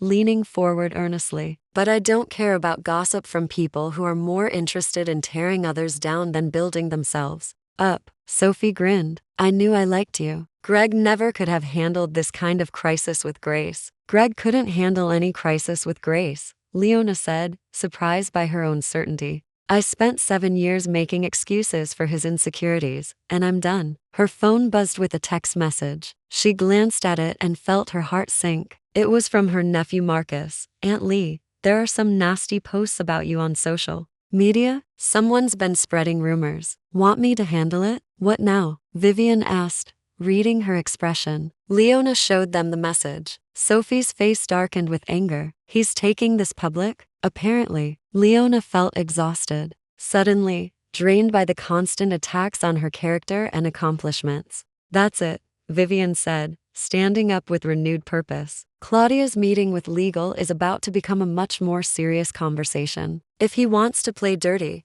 we'll show him what dirty actually looks like. Vivian, maybe we should. Just know Vivian's voice was steel wrapped in silk. I have spent my entire career building this firm's reputation. I've worked too hard and come too far to let some mediocre lawyer with wounded pride damage what we've built. She moved to the door, then turned back. And more importantly, I refuse to stand by while someone tries to destroy the woman I love. Because he's too small to handle her success. After Vivian left, Sophie settled into the chair she'd vacated. Well, she said with obvious satisfaction, Greg really stepped in it this time. You think? I think he just declared war on the most powerful woman in Chicago legal circles. And he did it because he couldn't handle the fact that his ex-girlfriend is smarter, more accomplished, and more valuable than he ever was. Leona looked out her office window at the city skyline, thinking about the past few weeks and how completely her life had changed. You know what the ironic thing is? What? If he had just let me go quietly, if he had just accepted the breakup and moved on, none of this would have happened. I would have stayed in my old role, kept my head down, continued being invisible. But he couldn't do that, Sophie observed, because letting you succeed would have meant admitting that he was wrong about you. And Greg has never been able to admit he was wrong about anything. Leona's computer chimed with an email notification. It was from Vivian, with a subject line. That made her smile. Emergency leadership meeting war room, 20th floor. The message was brief. Time to show them what we're made of. See you in 5 minutes. V, what's that? Sophie asked. I think, Leona said, standing and straightening her blazer. Vivian Shaw is about to remind everyone why she's the managing partner of this firm. As she headed for the elevator, Leona realized that for the first time since Greg had walked out of her apartment, she felt truly excited about what came next. Let him spread his rumors and make his threats. She had work to do, and she had someone who believed in her completely standing by her side. It was time to show the world exactly what a 48-year-old woman could accomplish when she stopped apologizing for her own excellence. The war room on the 20th floor was aptly named. Floor-to-ceiling windows offered a commanding view of downtown Chicago, while the conference table could accommodate 20 people in leather chairs that had probably witnessed more corporate battles than most courtrooms. When Leona arrived, she found Vivian standing at the head of the table, surrounded by documents and looking every inch the formidable CEO who had built Shaw, Caldwell and Associates into a powerhouse. Claudia Reyes sat to Vivian's right, her laptop open and her expression grimly professional. Across from her, Marcus Chen, the firm's head of litigation, was reviewing what appeared to be social media printouts with the focused intensity of someone building a case. Leona, Vivian said, her voice carrying the controlled fury that made opposing counsel reconsider their strategies. Thank you for coming. Please, sit down. As Leona took her seat, Marcus looked up from his documents. Before we begin, I want you to know that what Greg has done crosses every line of professional conduct. This isn't just about workplace harassment anymore, it's defamation, and possibly criminal intimidation. What exactly has he posted? Leona asked, though she wasn't sure she wanted to know. Claudia turned her laptop screen toward Leona. The Facebook post was public, tagged with the firm's name and several industry hashtags designed for maximum visibility. Interesting how some people climb the corporate ladder these days. When a 48-year-old executive assistant suddenly becomes chief of staff after cozy dinners with the CEO, you have to wonder what qualifications really matter at Shaw, Caldwell and Associates. Guess experience and education don't count when you have other assets. Hashtag corporate corruption, hashtag sleeping your way to the top, hashtag Chicago legal. The post had been shared dozens of times, with comments ranging from supportive to viciously misogynistic. Leona felt her stomach turn as she read through responses. That reduced her 15 years of professional accomplishment to sexual favors and age-related insults. There's more, Claudia said quietly, scrolling to show additional posts on LinkedIn and Twitter. Each one was crafted to inflict maximum damage while staying just shy of explicitly naming Leona or making specific false claims that could be easily prosecuted. He's being careful, Marcus observed. He knows enough law to skirt the edge of actionable defamation. But he's not as clever as he thinks he is. What do you mean? Leona asked. He made 3 critical mistakes, Vivian said, her voice sharp with professional satisfaction. First, he posted these during work hours using firm computers, which violates our technology policies. Second, he specifically tagged our firm name, which constitutes disparagement of the business. And third, she paused, pulling out a thick folder. He failed to consider that Claudia has been documenting his inappropriate behavior for months. Claudia opened her own folder, revealing a systematic record of complaints, incidents, and witness statements. Sarah Kim from Meridian Tech filed a complaint last month about inappropriate comments Greg made during a video conference. Jessica Mills, the paralegal he was supposedly mentoring, documented several instances of unwelcome personal questions. And yesterday, I received 3 separate reports about his behavior in the office, including his confrontation with you. But the most damaging evidence, Marcus continued, came from his own computer. ID pulled his browsing history and email records as part of our investigation. Greg spent considerable work time researching you and Vivian, looking up personal information, and drafting multiple versions of these social media attacks. Leona stared at the evidence spread across the table. He was planning this? For weeks, Vivian confirmed. This wasn't an emotional outburst, it was a calculated campaign to damage both your reputation and the firm's, which makes it significantly more serious from a legal standpoint. What are our options? Leona asked. Several, Marcus replied, pulling out a legal pad covered with notes. We can pursue defamation claims for the social media posts. We can file for a restraining order based on his threatening behavior. We can sue for interference with business relationships, since his posts are designed to damage client confidence. And we can refer the matter to the Illinois State Bar for professional misconduct. That last one would be career-ending, Claudia added. A finding of professional misconduct could result in suspension or disbarment. Leona felt overwhelmed by the scope of the response. Isn't that excessive? I mean, he's already been fired. Leona, Vivian said gently, moving to sit beside her. This isn't just about you anymore. Greg's behavior threatens every woman in this firm, every employee who might face retaliation for success, every client who needs to trust that our workplace operates on merit rather than manipulation. She's right, Claudia agreed. If we don't respond decisively, we're essentially telling every other mediocre male employee that they can harass and defame their female colleagues without consequences. Plus, Marcus added with a slight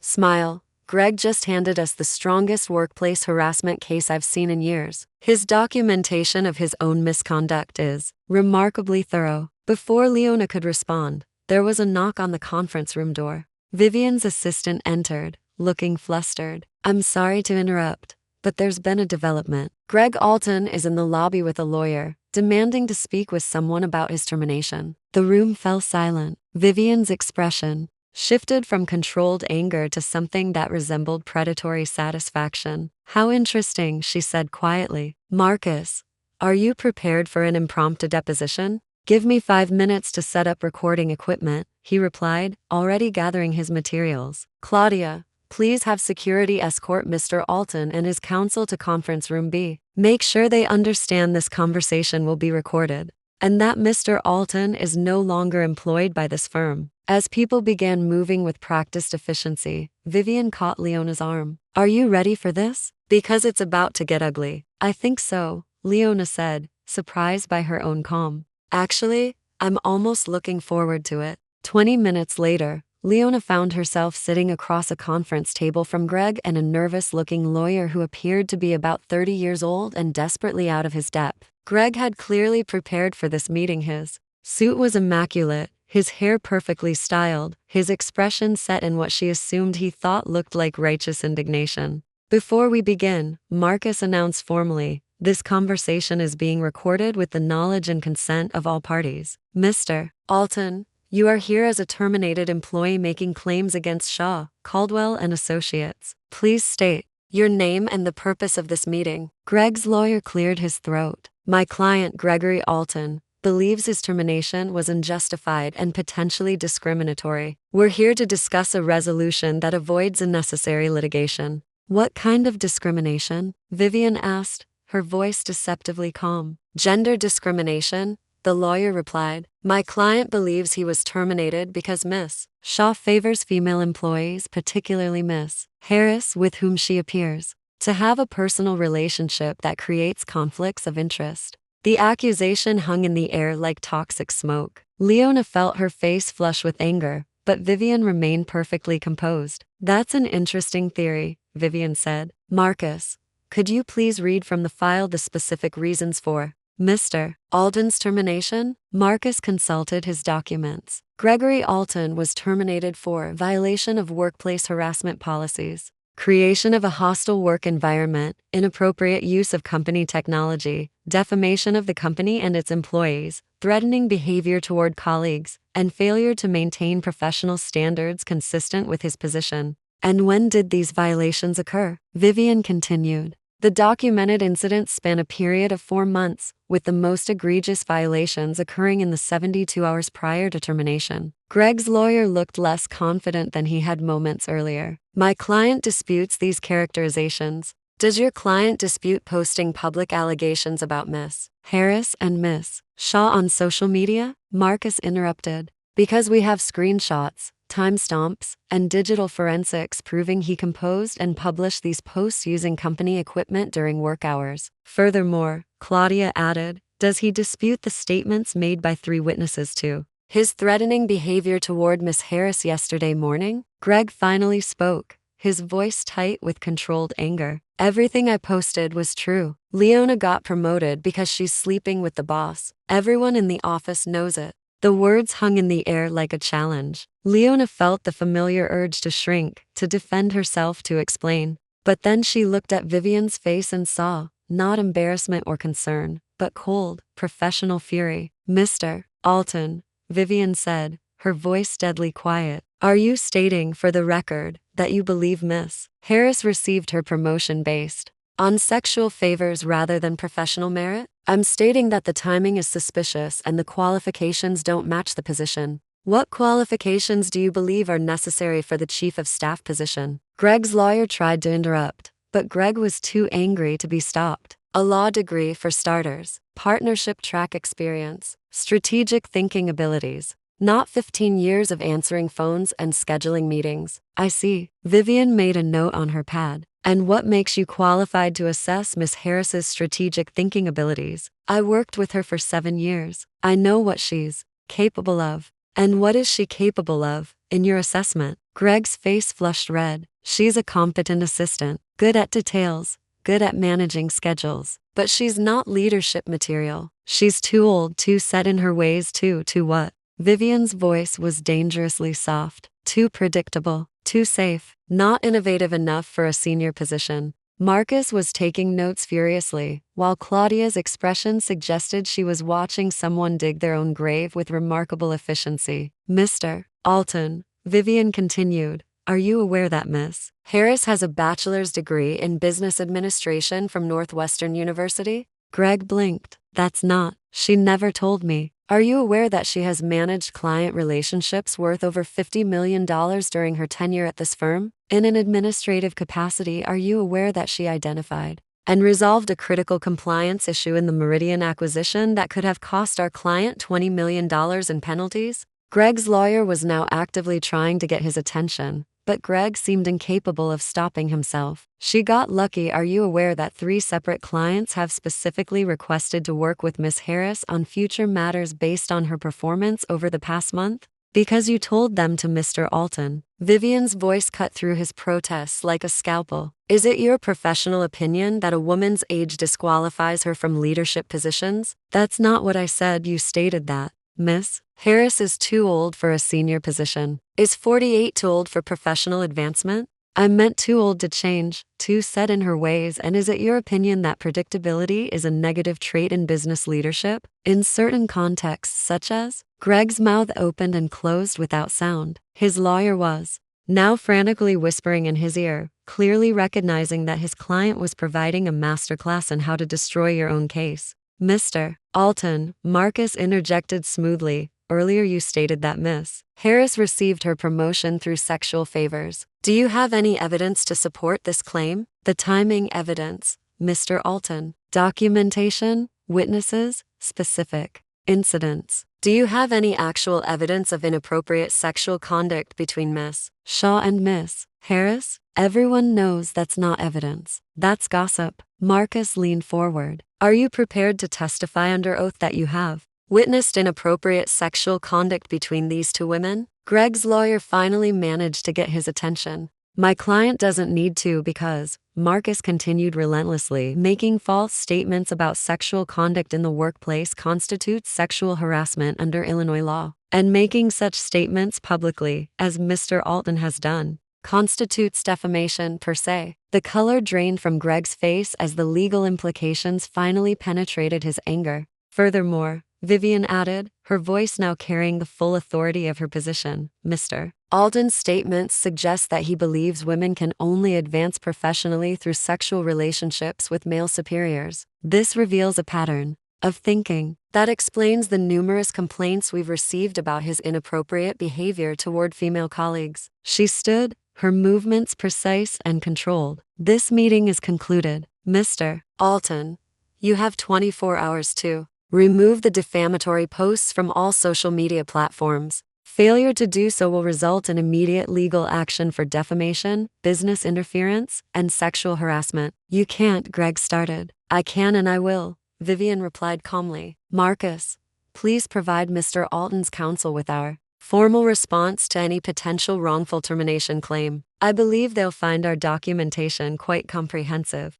As Greg and his lawyer gathered their materials, Greg looked directly at Leona for the first time since entering the room. You think you've won something, he said, his voice low and bitter, but this won't last. She'll get tired of you, and then you'll have nothing. Leona stood, meeting his gaze steadily. Greg, I already have everything I need. I have a career I've earned, respect I've built, and someone who sees my worth clearly. She paused, allowing herself a small smile. What I don't have is you. And that, it turns out, is the greatest gift you ever gave me. As security escorted Greg from the building for the final time, Leona realized that she felt lighter than she had in years. The man who had once made her feel small and invisible had just spent an hour publicly demonstrating why she was so much better off without him. Well, Vivian said as they returned to the war room, that went better than expected. Better? Leona asked. He essentially confessed to sexual harassment, age discrimination, and defamation in a recorded deposition, Marcus explained with obvious satisfaction. If he tries to sue us, we'll countersue and destroy him professionally and personally.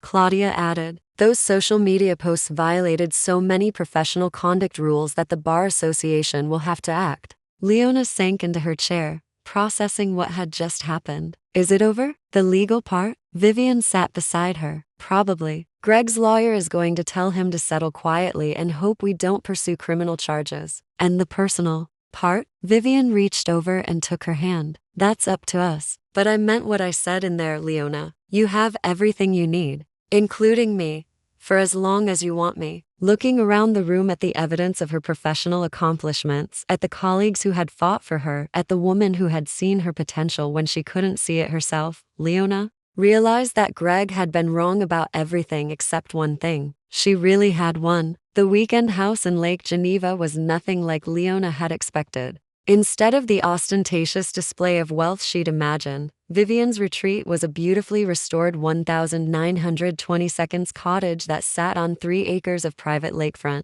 The interior was warm and lived in, filled with comfortable furniture, well-loved books, and the kind of personal touches that spoke to someone who valued substance over show.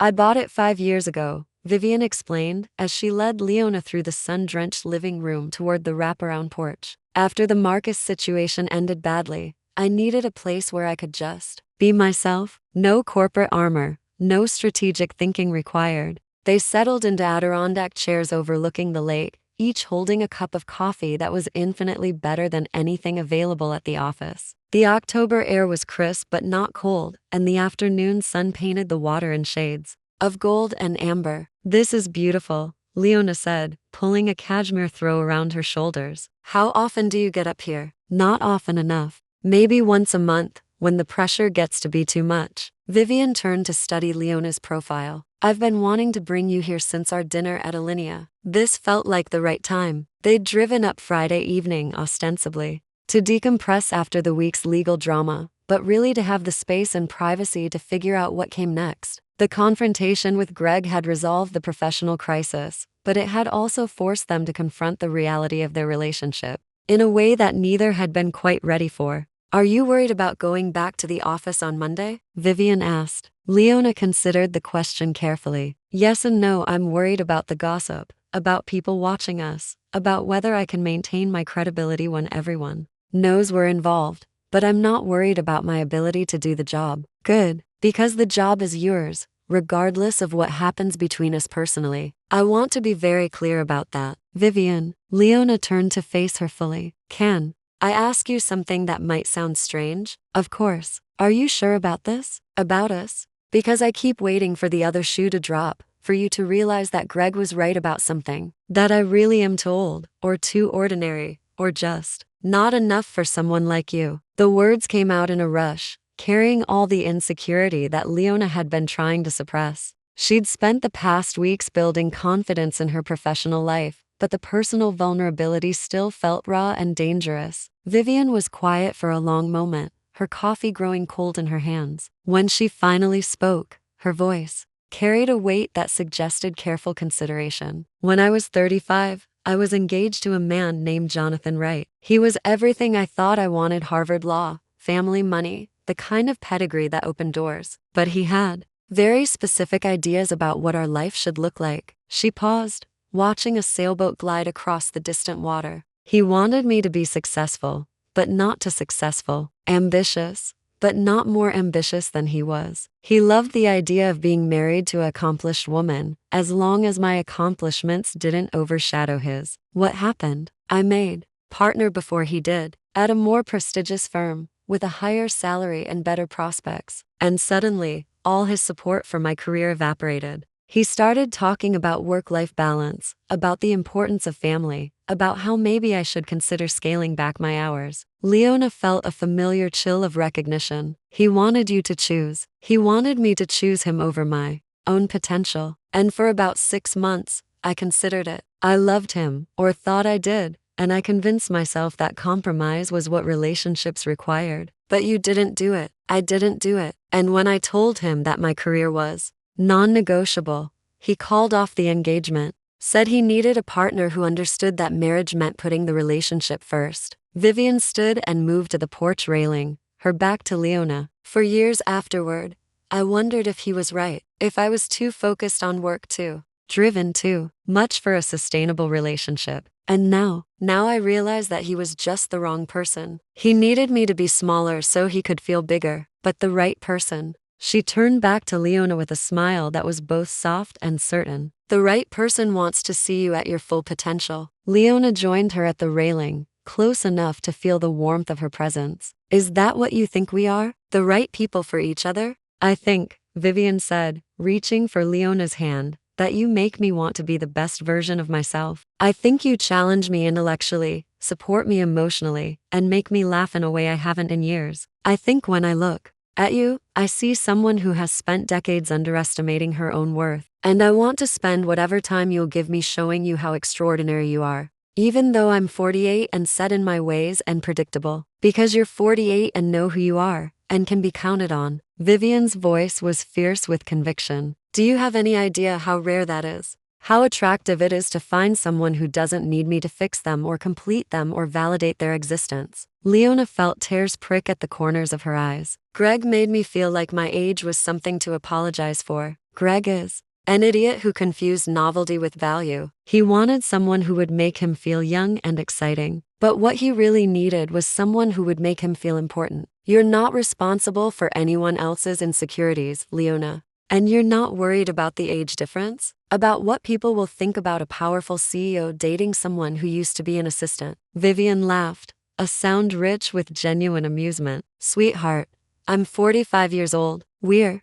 talking about a 3-year age difference, not 3 decades. And as for the professional thing, she shrugged. I've built my reputation on making smart decisions. Promoting you is smart. Dating you is smart. Falling in love with you is the smartest thing I've done in years. You're falling in love with me? Leona asked, echoing the question from their office conversation, but with different energy this time. I'm already there, Vivian said simply. Completely, ridiculously, head over heels in love with you, and not because you're some project I'm fixing, or some symbol of my own power. Because you're brilliant and kind and funny and strong. And because when I'm with you, everything else makes sense. Leona felt something fundamental shift inside her chest, a settling into place of pieces she hadn't realized were scattered. I love you too, she said, the words coming out easier than she'd expected. I love your mind and your confidence, and the way you see possibilities I never imagined. I love that you make me want to be braver. Good,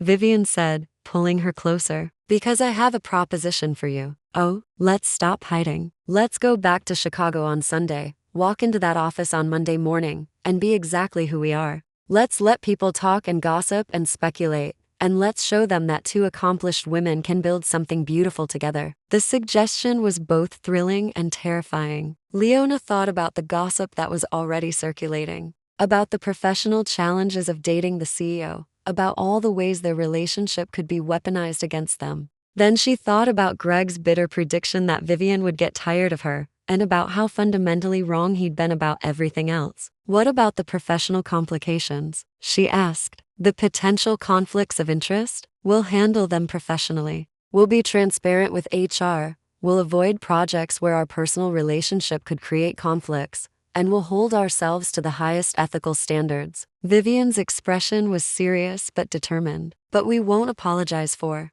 being together. And we won't hide as if we're doing something wrong. People will say I slept my way to the top. People will say all kinds of things. But the people who matter are clients, our colleagues who actually know us, the professional community we're part of. They'll see our work and judge us accordingly. Leona looked out over the lake, where the afternoon light was beginning to shift toward evening. She thought about the woman she'd been 6 weeks ago, so focused on making herself small that she'd forgotten she could be large. She thought about the life she'd built with Greg, constructed entirely around his needs and insecurities. Then she thought about the life she could build with Vivian, a partnership between equals, a relationship that made both of them stronger. Okay, she said, turning back to meet Vivian's eyes. Let's do it. Let's stop hiding. Vivian's smile was brilliant. Really? Really? I'm tired of being afraid of what other people think. I'm tired of apologizing for my age and my ambition. And my happiness. If someone has a problem with 2 successful women being in love,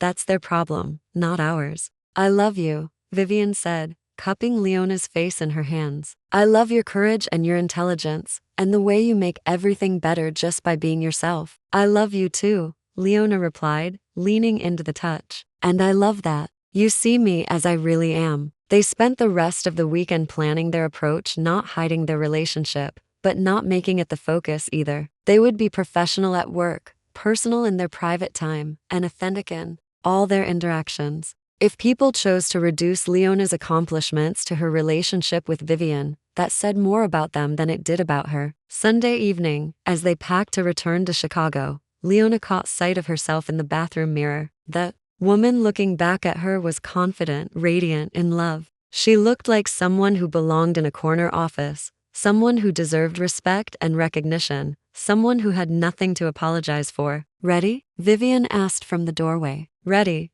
Leona said, and meant it completely. As they drove back toward the city, Leona realized that Greg had been wrong about everything about her age, her worth, her potential, her capacity for love and growth. But he'd been accidentally right about one thing. She had changed. She'd become someone who refused to shrink, someone who took up exactly the space she deserved, someone who loved and expected to be loved in return. The woman Greg had called too old to love had discovered she was exactly the right age to love herself. Monday morning couldn't come fast enough. "One more thing," Vivian said as the Chicago skyline came into view. "The firm's annual gala is next weekend. It's our biggest event of the year. Clients, competitors, everyone who matters in Chicago legal circles will be there." "Okay," Leona said, not sure where this was leading. "I'd like you to be my date. Publicly, officially. No hiding or pretending. We're just colleagues." Are you ready for that level of visibility?